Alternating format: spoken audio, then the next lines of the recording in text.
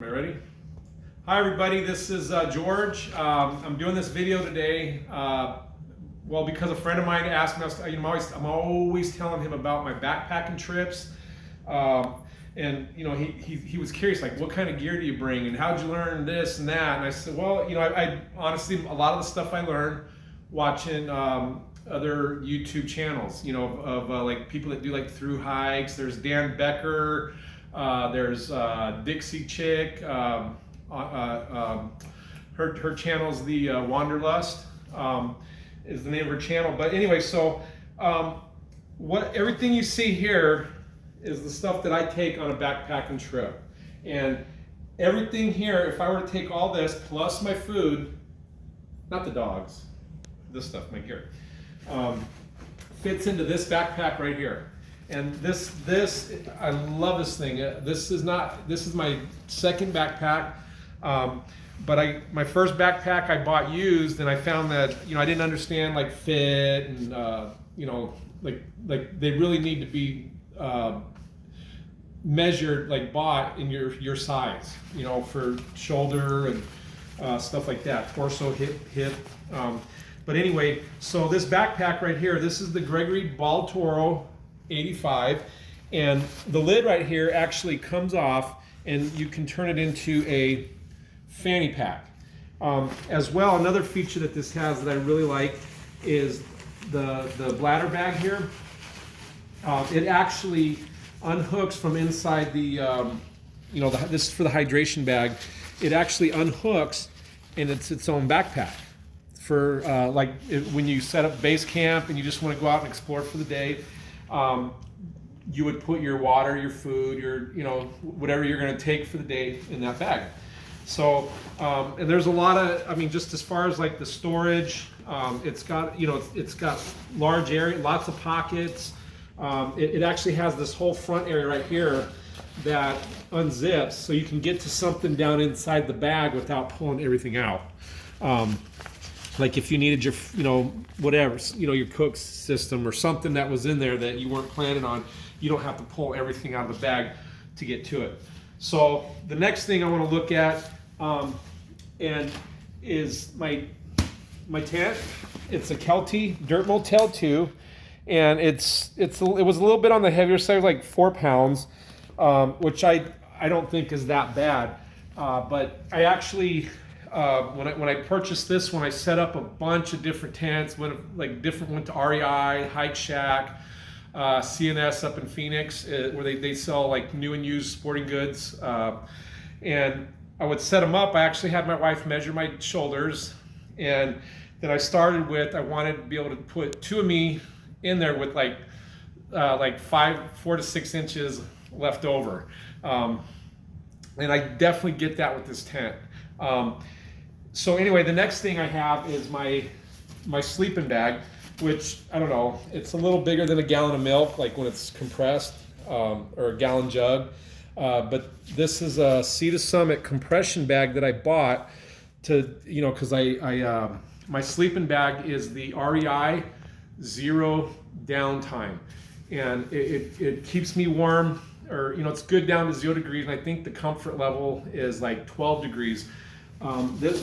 So my sleep system also includes, now this depends on whether or not it's going to be like snow now or it's like freezing weather. I have this liner. It's the Sea to Summit Thermal Reactor Extreme, and you would stick that in your bag, and then you climb into this, and it actually adds like 20-25 degrees of extra insulation value to your bag. So that's definitely that. I don't take this on all my trips, and as a matter of fact, this actually is really good for a summer bag. If you're in warm weather, I wouldn't even take this sleeping bag. I would just take this. The next thing is, this goes in first, is my, I got the insulated Air Core Ultra. It's the 25 by 72, so it's a little bit wider than the some of the other bag, the other sleeping pads. I love this thing. This thing's like maybe 1.5 pounds. So it's not like the ultralight, one, but it's definitely not the the heaviest. And I went with this because originally I bought some discount pad that was maybe this, you know, it was an inflatable, self-inflating pad, and I took that out, and I was so miserable that trying to sleep, like, and if you're not comfortable, you're not going to sleep, and you really need to sleep while you're out there. You need to rest, definitely, because you've been working all day. And the next thing I have, and this is part of my sleep system right here, is the Q. It's the Big Agnes Q Core Deluxe pillow.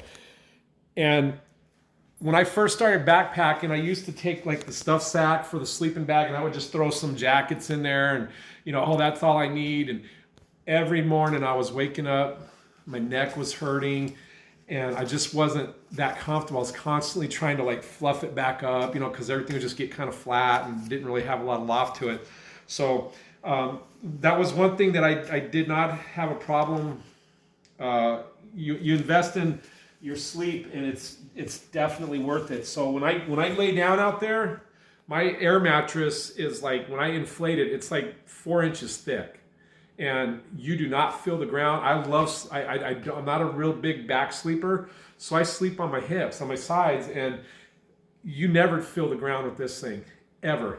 And so anyway, the next thing I have is this camp chair right here. I got it like, it was like I bought it off of Amazon. It was like two of them for like $50. I got one for me and one for my other bag for like when one of my kids or family member goes with me.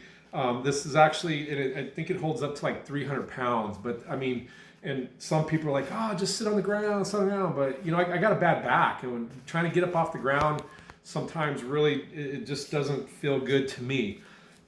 So anyway, this stuff would all go in my bag, get packed in there. Let's see, some of the, another thing too, I'm going to sit down here and kind of go through this, is my kitchen, because that's important for me. So what I have here, and this is, you know, I purchased this stuff at Walmart. The windscreen I made after finding out that my little camp stove would like blow out and flutter all the time. But this is a cup that you get at Walmart, and this is a Stanley little cook pot right here. But this is my complete kitchen, all fits into this little bag right here. And I didn't come up with this on my own. This again was another like just going on YouTube and trying to find out what other people were doing.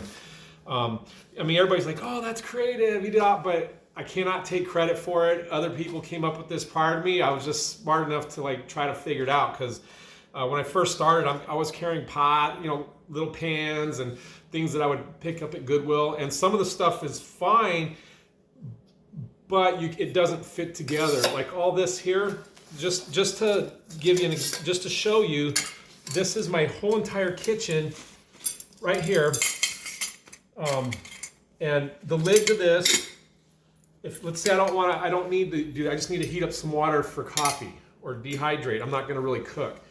I would just boil my water in here, and this lid fits on either the Stanley cook pot or my coffee mug. And so anyway, and then this here is, I just made this recently.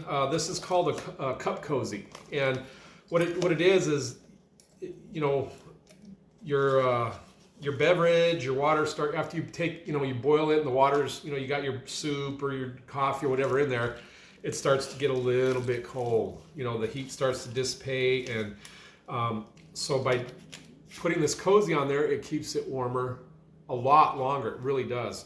And I made this out of the windshield. Like at Walmart, you buy the sun screen for the windshield, and it's the foil kind of reflective type.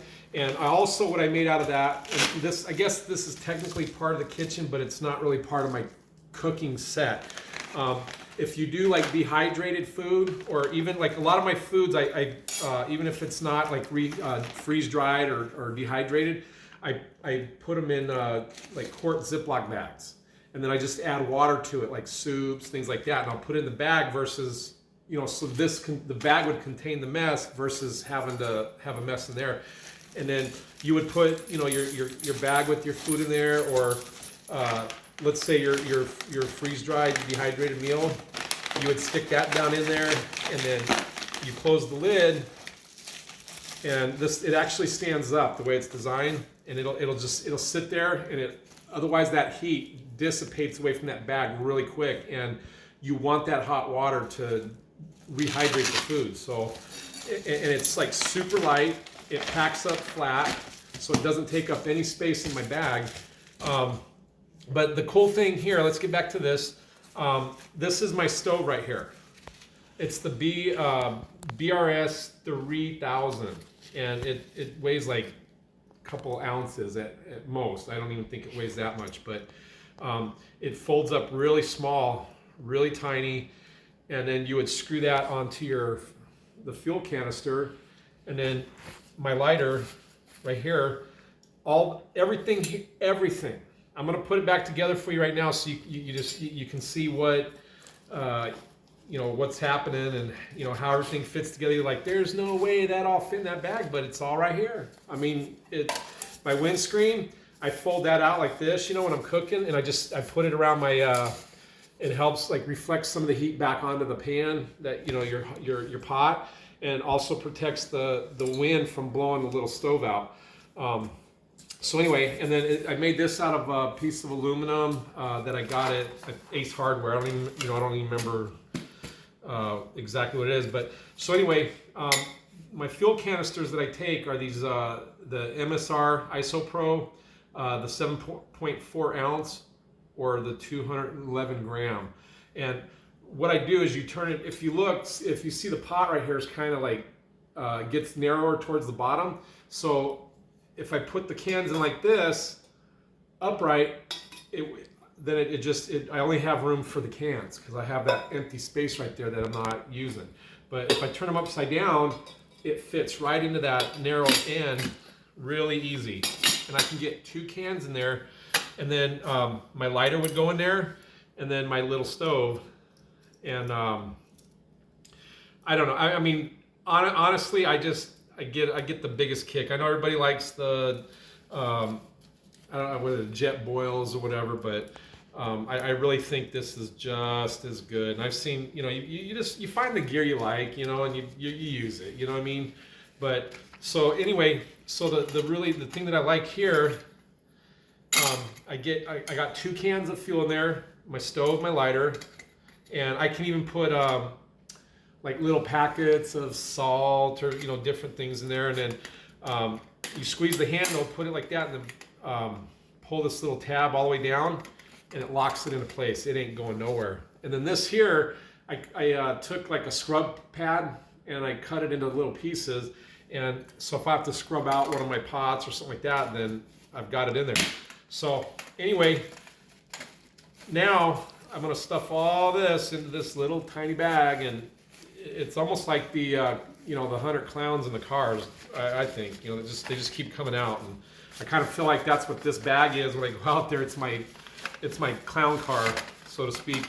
And then I have a titanium spoon, and I started off with the spork, but when I started going with putting the food in the bag, and I pour the hot water in there, the spork would actually puncture a hole in the bag. You know what I mean? So I'm like, so I had to go out and spend money when I really thought that I had, you know, my setup proper, and I didn't. You know, just kind of as it evolved, I had to buy different gear.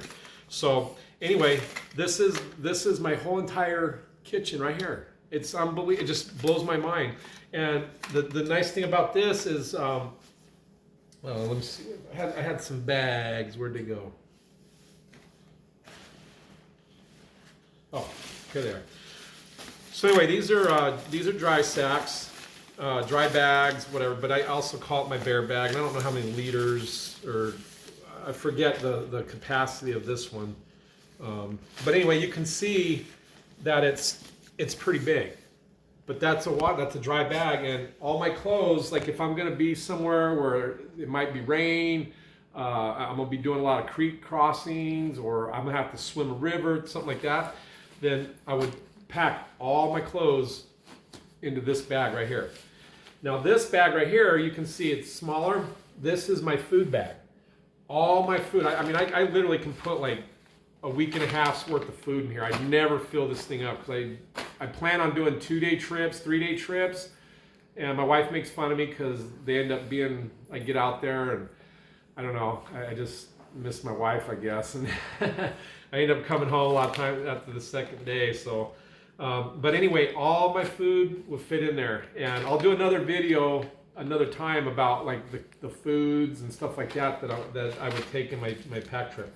But so anyway, when your food's in here, you this here, like, it just rolls up. These, you know, you squeeze all the air out and then you roll it up till you can't roll it anymore, or you know, you get it started and you just kind of spin it around till it stops spinning, and then you take it and you clip it, and there's a little hook right here that I actually I put a carabiner and I hook this, my food bag, and I like this because it's bright orange and it's sticking up in a tree and it's easy to see. And then what I would do is, like, if I have to raise my food, I have my paracord, and I always keep like a little loop in the end of it, and I just hook that through there and then hoist it up into the, you know, up off the ground. And they're not going to smell the food. They won't smell the food through here. And if I did cook food in the pot, I wouldn't hang it outside the bag. I would put it inside the bag when I hung it, just to keep, you know, just to, you know, why tempt nature? They like food just as much as we do, and they're going to take advantage of it. So anyway, let's see here. Okay, so that covers that. That's my clothes bag, food bag, bear bag, cozy food kitchen, my sleep system, my chair, my tent.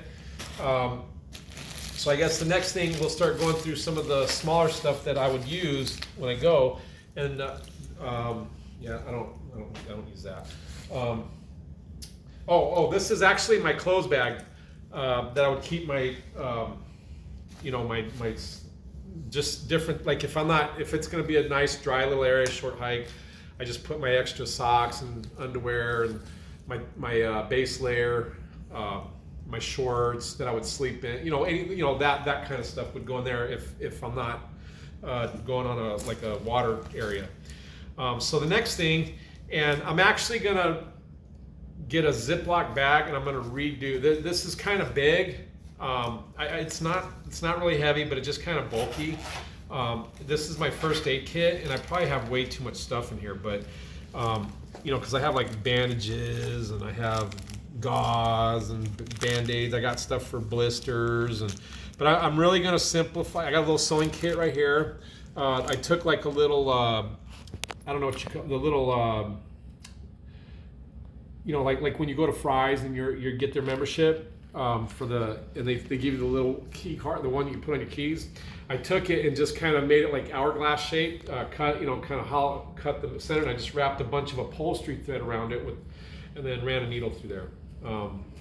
So I'm actually going to go through this, and I'm going to get a smaller container, smaller bag, and just really probably do some band-aids, maybe a little triple antibiotic ointment and tweezers, and nail clippers probably be the most. But so anyway, the next thing, obviously, when you go, you got to have toilet paper, and so I just put the toilet paper in a Ziploc baggie to keep it dry. I even take disposable, biodegradable wipes with me, because you can use them to, I mean, if you're just feeling yucky at the end of the day, you can kind of give yourself a little wipe down and get rid of some of the funk. And then the other thing I have is this little shovel that I got, you know, because whenever you're out there, it's really, you should be burying all your stuff like 6 to 8 inches down, so it decomposes properly, and also it's not like attracting the animals and the stuff like that. So it's just a little one I got at Walmart. I haven't, I mean, I know they got some lighter weight ones. Hey, get out of there, bear. Get out of there. We'll get to all that in a minute. So, and I keep it inside this bag because I don't want none of the edges to like rupture or tear any of the cloth, you know, things like that. So I just keep it in its own little bag. And then, of course, I've got my you know, I always take a little bottle of hand sanitizer when I go out. Just, you know, obviously you don't want to, you know, go do your business out in the woods and then come back and you're going to eat with the same hands. So you obviously want to have something to clean with. And I take ibuprofen, little travel toothbrush and toothpaste, and then I have this little container here, and I keep waterproof earplugs in there. Let me pull it out and I'll show you.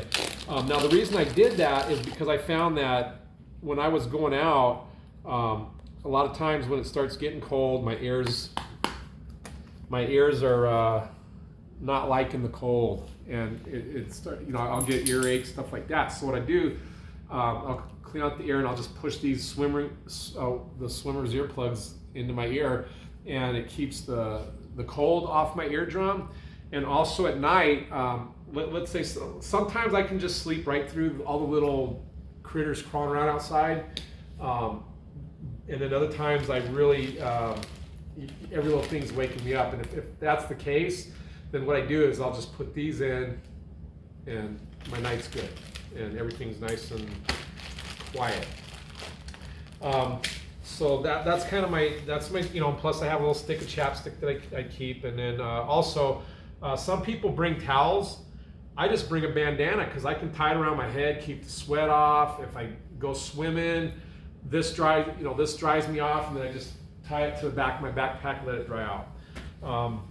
So I guess the next thing I want to look at is my headlamps. This is my Black Diamond headlamp. It's got a couple different settings. It's got the red light, you know, so if you're in a group and you're trying to see, you know, you're not waking everybody up with the bright lights, you know. And one thing I found at Sam's Club, because I take grandkids and we go hike and explore and things like that, I found these Duracell ones, and these things are freaking bright, man. They put off some serious light. I mean, I'm almost liking it better than my Black Diamond, honestly. And it's got different modes and different things you can do with it as well. I don't know how long it would last compared to the Black Diamond, but so those are my headlamps. Now for water, I actually have a 4-liter like bladder hydro pack that I take if it's, you know, and I'll fill that thing up with water. And then I got my 3-liter, my Camelback one that I actually, this will go right on top of my bag. That's the last thing that goes in my bag when I close the lid and I seal up the top. Because I mean, yeah, it's my water and I love my water. Now, as far as filtering water, I use I'm not even sure what the name of it is, but I put my dirty water in this one. It's like a 2-liter bag, and I take that back. This is a 3-liter. And then what I do is I screw my filter onto the top of that right here, and I always keep this in the baggie so it's not getting everything wet. And you screw that on, and then you roll this up. And I mean, I got different attachments that I can put on there with a little hose, and I'll hang up my whatever bladders I'm filling up, and I just squeeze, and it comes out, and the water is clean. It's good. I mean, it really does a good job. So this is my water filter, water containment, and this all gets stored. You know, it's got its own little pack, you know, that I keep it stowed in. And this actually goes in the drawer, or not drawer, one of my side pockets of my bag. That way I got easy access to it. So that's my water system. And then the other thing I take is I got an Anchor charger, and I can't remember how many like gigs or whatever this thing does, but this thing will charge, you know, because I charge my phone, because I take my videos with my phone, pictures. I got the OtterBox, and I actually clip it to the front of my the compression strap of my chest strap for my backpack, and it's almost like does the same thing as what a GoPro does. And plus I'll tie a little rope around a tree, and I'll hook the auto box to that. So I'm constantly using the phone. So the batteries die out, and then plus at night, I have books that I read on there, videos that I downloaded, movies I've downloaded. So I always take that with me as well. Now, because I take that and I do use my phone at night, I have to take my glasses because I'm getting old, and it's a lot, but I mean, that's a pretty big space, but I need my eyes at night so I'm not getting a headache. Okay, now the other thing is I take this little can of insect repellent. A little can I got at Walmart. I don't always take this, like during the winter, I never use this. But like right now with all the springtime bugs coming out, the flies, or if I'm gonna be camping or hiking or camping near water, I'm gonna bring this. Okay, so the next thing we're gonna look at is footwear.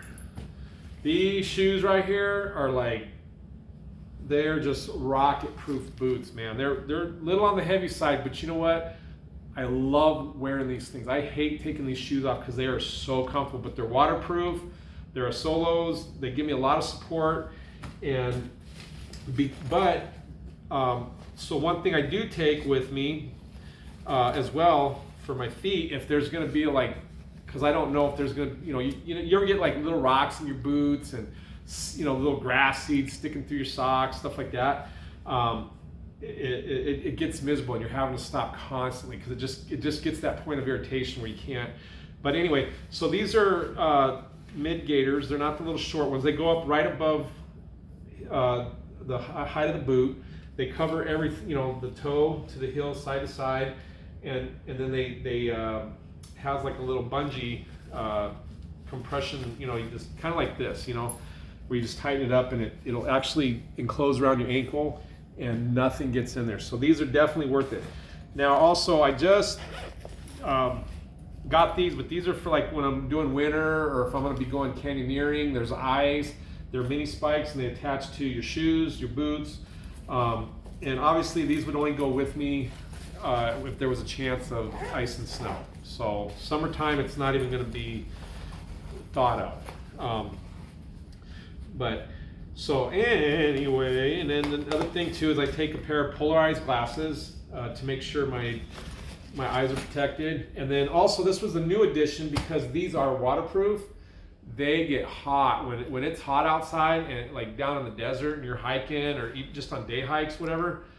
These things are like ovens. They are not comfortable on your feet because they're just not gonna breathe. They're insulated. They're waterproof, insulated. So I just acquired these. These are trail runners, and I've been doing my regular hikes in them, but I would definitely use them for backpacking in warm weather. They're the Sauconys. I got them at some running shop in Tempe. Okay, so now the other thing I'm going to go into is my base. During the winter time, I would not take these during the summer or hot weather, but a base layer in the winter time, or if you're going to be in cold weather. And then I have this. It's kind of like a sweatshirt. I don't know what it is. It's like a sport synthetic material. It breathes pretty good. It keeps me warm without being too hot. And then also I have my windbreaker. I have my down jacket, my little puffy. This would be like my cold weather system right here. But if it's not,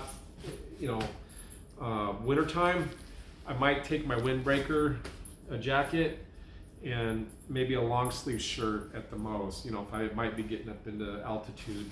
And then if it's going to be rainy weather, I got my frog togs. They go over, cover your jacket. I mean, it's got the pants, leg, got that. And then also I always take a pair of gloves and a beanie during if it's going to be cooler weather, because when you go to bed at night, you don't want your head getting cold. I mean, it just you feel it. And then I also take I always have a pair of shorts, a clean t-shirt that I don't wear during the day, it's just for sleeping, and I have the fuzzy socks and my beanie, and probably even my gloves, maybe, or I'll keep them right next to me. But so I'll wear these while I'm getting in my bag, and then also you take an extra pair of underwear and my socks. I use the Darn Tough or Smart Wool, you know, the wool blends, because they're comfortable. They don't sweat and stink and make you all nasty. Okay, so Max, come here. Now another thing that I absolutely love taking on my trips is this guy right here. Come here, buddy.